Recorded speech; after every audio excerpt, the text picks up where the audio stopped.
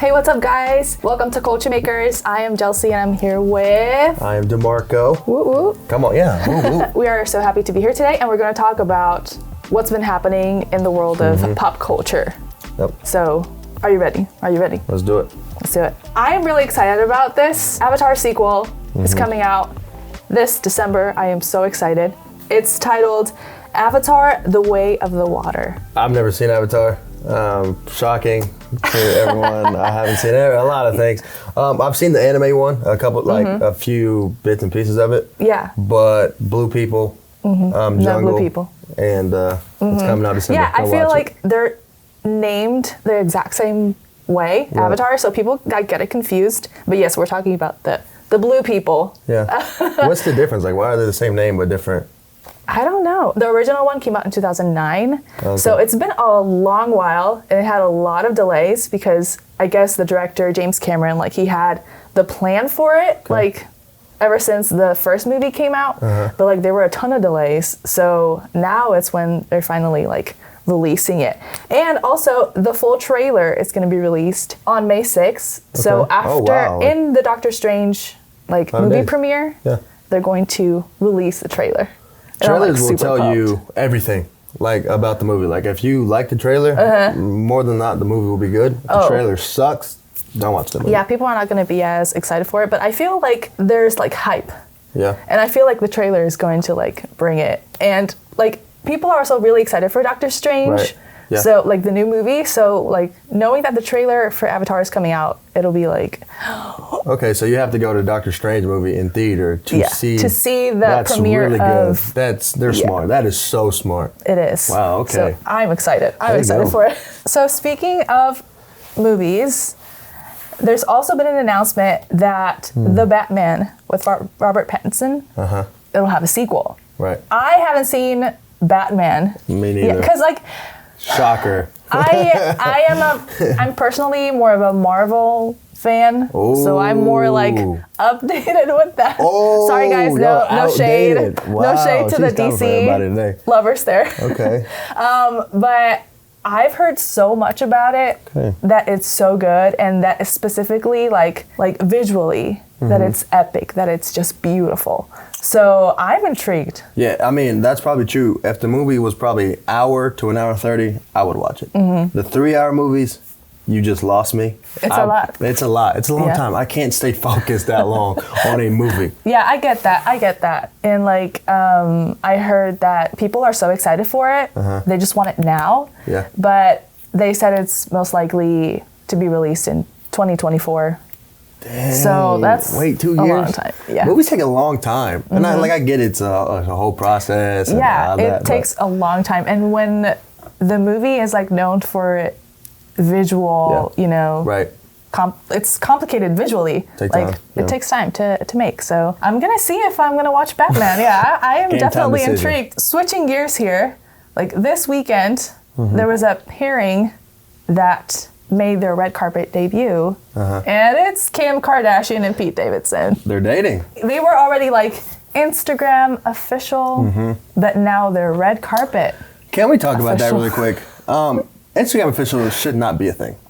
Yeah. Like, you shouldn't need to post your girlfriend or your boyfriend on Instagram and everyone's like, yep. It's official. They made it. That is that is not it. Don't be that person, and don't be that, like, that's not a thing. And it's crazy to me on how everyone like looks for your social media to be like, are you single? Are you dating? And when you do post a person, they're like, oh my goodness, like, it's insane. Yeah, and sometimes the person that you post a picture with is not actually anything. It may be like a friend or something. And people are like, business. Oh my gosh, like, is that the boyfriend? Is that the girlfriend? And like, no, it's not. The Instagram official is crazy. Yeah, and there's like a certain pressure. Yeah. Also that comes with it. So it's... Yeah. Now the red carpet official too. I guess that's a thing too. So I mean, I guess that is for them in their world. Like, in the celebrity world, like it is, because it like confirms the rumors or stuff like that, and they chose to debut their relationship at the 2022 White House correspondent dinner. Yeah, which is very fancy. Sounds very fancy. They seem to be doing good. Yeah. I mean, they're happy.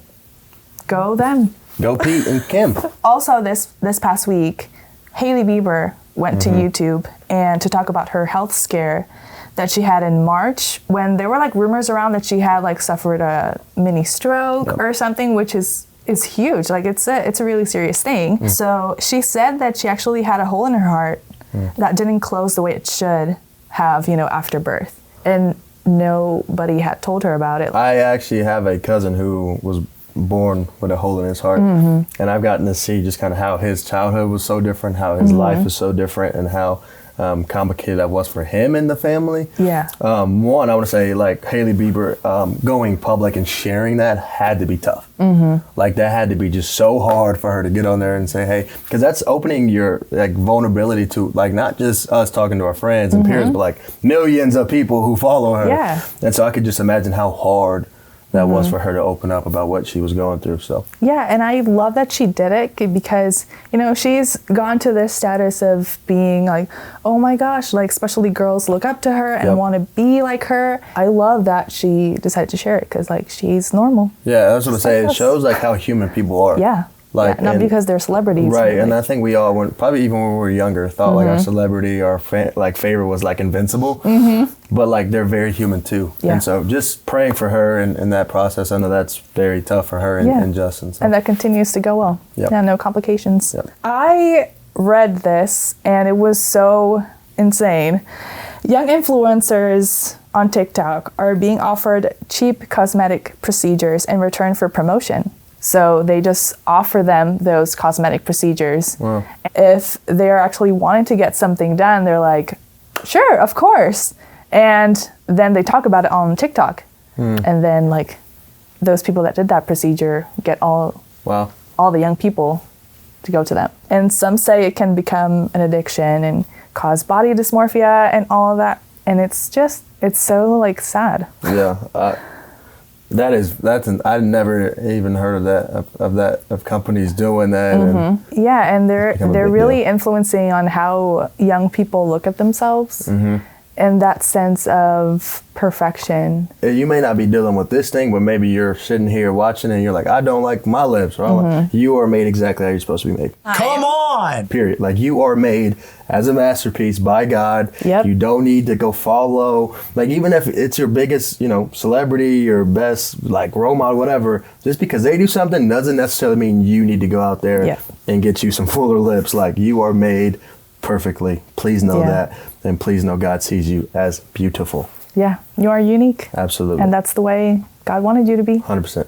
And there's a reason for that. So yeah, absolutely. I love that. And your favorite. Come on. Elon Musk. My guy. Hey, he bought Twitter, man. He officially bought Twitter. Billion bought Twitter. And he put that he's trying to make it more like a freedom of speech space.